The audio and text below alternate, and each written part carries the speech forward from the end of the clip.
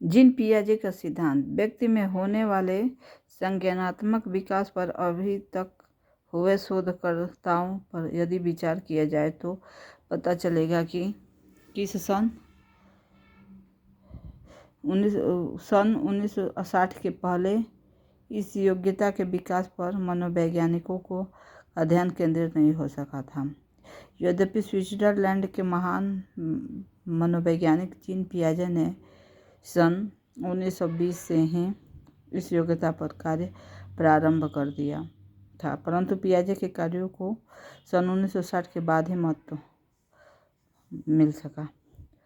वास्तव में पियाजे ही पहले ही व्यक्ति हैं थे जिन्होंने अपने कार्यों के माध्यम से विश्व के मनोवैज्ञानिकों का ध्यान इधर आकर्षित किया। उस समय तक कोई भी ऐसा सिद्धांत उपलब्ध नहीं था जो संज्ञानात्मक विकास का पूरा लेखा जोखा प्रस्तुत कर सके, परंतु इसी अवधि में पियाजे के कार्यों का काफ़ी प्रचार हुआ और सन 1963 में जॉन फ्लावेस 1963 में पियाजे का विकासात्मक मनोविज्ञान प्रकाशित किया। यह एक अत्यधिक महत्वपूर्ण कार्य था। पियाजे ने अपने सिद्धांत में जो कुछ प्रस्तुत किया वह बालकों के व्यवहार के प्रत्यक्ष प्रेक्षण पर आधारित था। पियाजे के अधिकतर निष्कर्ष अपने ही 3 बच्चों पर था में समय पर हुए।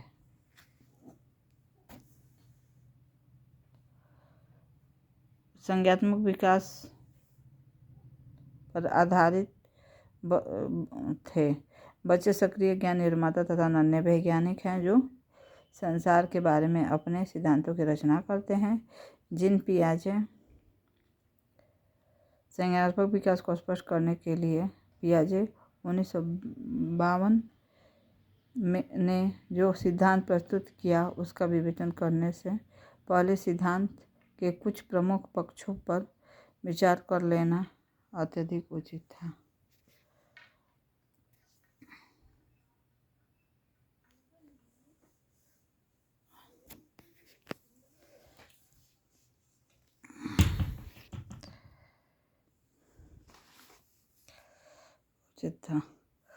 पियाजे जी द्वारा दिए गए कुछ महत्वपूर्ण शब्द। अनुकूलन वातावरण के अनुसार अपने आप को ढालना अनुकूलन कहलाता है। इसकी 2 प्रक्रिया है, समावेशन और समायोजन। समावेशन पूर्व ज्ञान को नए ज्ञान के साथ जोड़ना, आत्मसात्करण करना कहलाता है, जिससे कुत्ता बिल्ली में अंतर न कर पाना। समायोजन है पूर्व ज्ञान में परिवर्तन करके वातावरण के साथ तालमेल बिठाना समायोजन कहलाता है।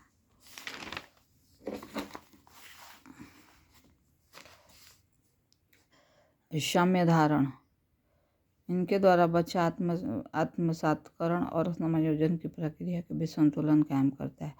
वस्तु अस्थायित्व, बच्चा अपने दिमाग में वस्तु की छाप बनाना शुरू कर देता है जिससे वह छिपी हुई वस्तु को भी ढूंढ लेता है।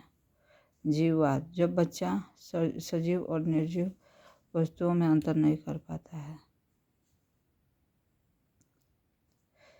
अहम केंद्रित, जब बच्चा यह सोचना शुरू कर देता है कि जो वह कर रहा है, सोच रहा है, वह सब ठीक है।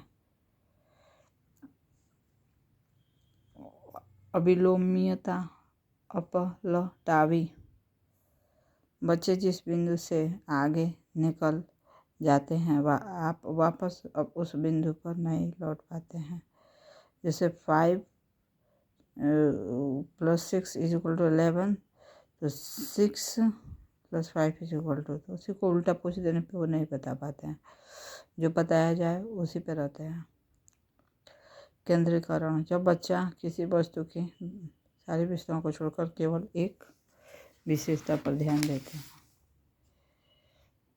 स्कीम, किसी कार्य को करने का सही क्रम या पैटर्न। बालक स्कूल के लिए क्रमबद्ध तरीके से तैयार होना। स्कीमा, मानव के दिमाग में जो चीज़ पहले से स्टोर होती है वो उसका प्रयोग करके वो किसी विषय के प्रति एक धारणा बनाता है तो उसे स्कीमा कहते हैं। जीन पियाजे ने संज्ञानात्मक विकास की 4 अवस्थाएं बताई हैं। संवेदी पेशीय अवस्था, इस अवस्था की अवधि जन्म से लेकर 2 वर्ष तक होती है।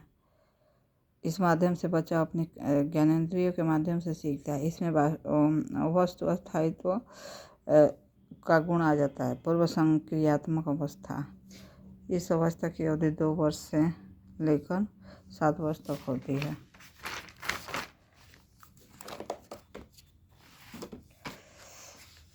बालक संकेत तथा चिन्ह को मस्तिष्क से ग्रहण करते हैं तथा उसका प्रयोग भी करते हैं। जीववाद, जब बच्चा सजीव और निर्जीव वस्तुओं में अंतर नहीं कर पाता। अहम केंद्र, जब बच्चा यह सोचना शुरू कर देता है कि वह जो सोच रहा है सब ठीक है।